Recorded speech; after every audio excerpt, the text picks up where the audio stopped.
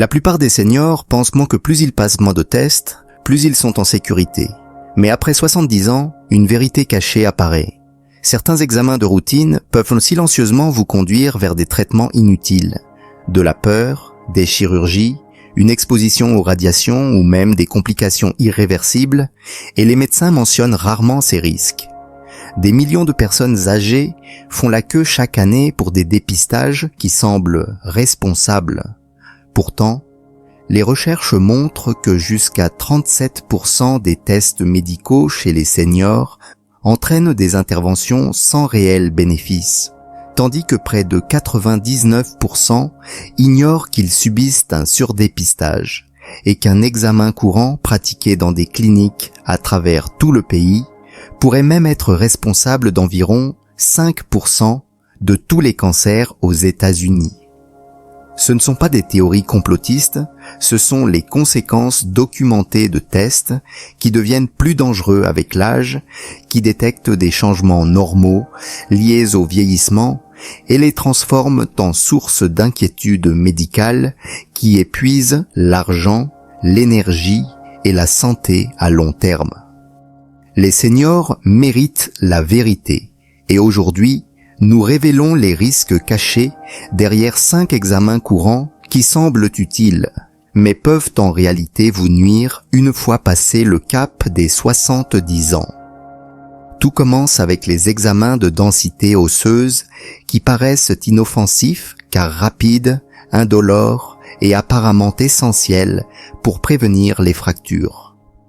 Mais le vieillissement réduit naturellement la densité osseuse chez chaque être humain, tout comme les rides ou les cheveux gris, ce qui signifie que chez les seniors, ces examens montrent presque toujours des chiffres bas qui sont parfaitement normaux.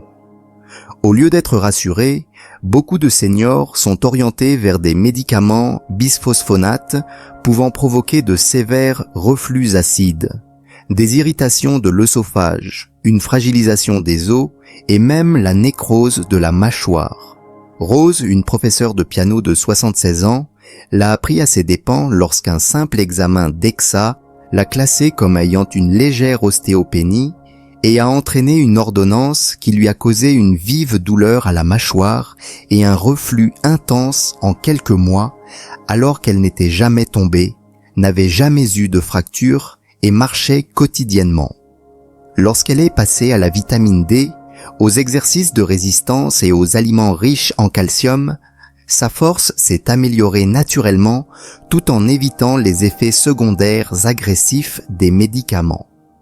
Le même schéma se répète avec les IRM cérébrales pour des oublis légers, l'un des tests les plus émotionnellement dommageables, trompeurs et anxiogènes pour les personnes âgées. Ces examens montrent presque toujours des anomalies comme des taches de matière blanche ou un léger rétrécissement, qui sont des signes normaux du vieillissement. Mais les patients se font dire que quelque chose de préoccupant est apparu, les plongeant dans une spirale d'angoisse qui peut aggraver la mémoire. Georges, un ingénieur de 74 ans, était convaincu d'avoir une démence après que son IRM a révélé des changements que son médecin n'a pas su expliquer clairement. Il a arrêté de conduire, s'est retiré de ses activités et a vécu dans une peur silencieuse, pour finalement découvrir, grâce à un test cognitif, que sa mémoire était parfaitement normale pour son âge. L'IRM ne l'a pas aidé, elle l'a blessé émotionnellement et les études montrent que c'est fréquent. 86% des seniors présentent des changements liés à l'âge sur une IRM. Mais seulement 3% des résultats indiquent des conditions réellement traitables.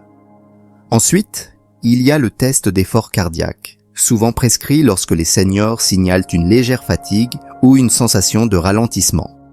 Mais le vieillissement modifie naturellement l'endurance, et les tests d'effort chez les seniors ont des taux de faux positifs allant jusqu'à 40%, entraînant des cathétérismes, des stents, et même des pontages inutiles, qui n'améliorent ni la durée de vie, ni la qualité de vie. Raymond, un facteur de 75 ans, a mentionné à son médecin qu'il se sentait un peu fatiguée dans les montées, et cela l'a conduit à un test d'effort dont les résultats étaient douteux.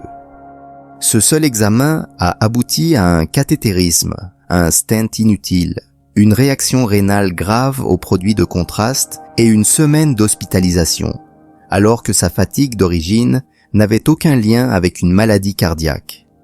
Les coloscopies deviennent aussi beaucoup plus risquées après 70 ans en raison de la déshydratation provoquée par la préparation intestinale, des risques liés à la sédation, des saignements internes et des perforations du côlon.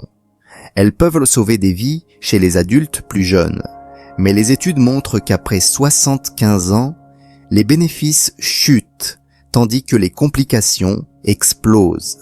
Dana, une boulangère de 73 ans, a subi une coloscopie de dépistage alors qu'elle n'avait aucun symptôme et 2 examens précédents normaux. Le petit polype retiré lors du test a provoqué une perforation qui l'a laissé hospitalisée pendant 9 jours et affaiblie pendant plusieurs semaines. Elle n'avait jamais eu besoin de ce test. Mais l'examen le plus dangereux est le scanner corporel complet, présenté comme une méthode de détection précoce, mais statistiquement, l'un des tests les plus nocifs pour les seniors.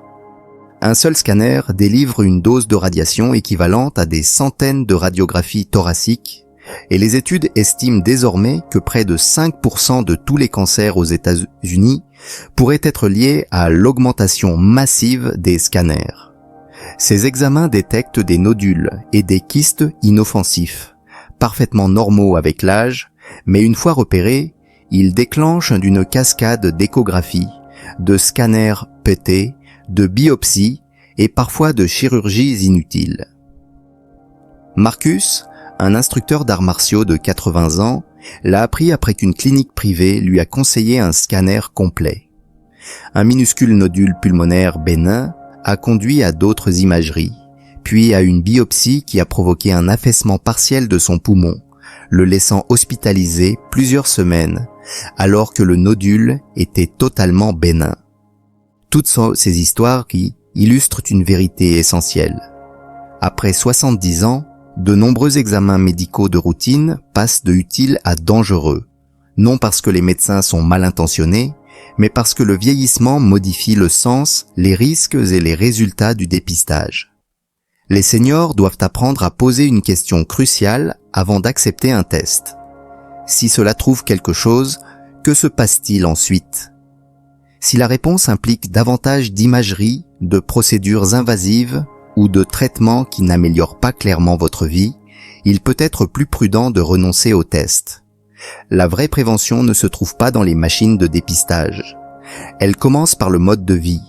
Rester actif, dormir profondément, manger des aliments nourrissants, renforcer l'équilibre et la mobilité, et travailler avec un médecin qui comprend la différence entre des soins intelligents et une prudence excessive. Votre santé après 70 ans est précieuse, et l'objectif n'est pas de faire plus de tests, c'est de vivre davantage. Maintenant, nous aimerions vous entendre. Avez-vous ou quelqu'un de votre entourage déjà souffert à cause d'un examen inutile? Un scanner, un test ou une procédure a-t-il entraîné des complications inattendues?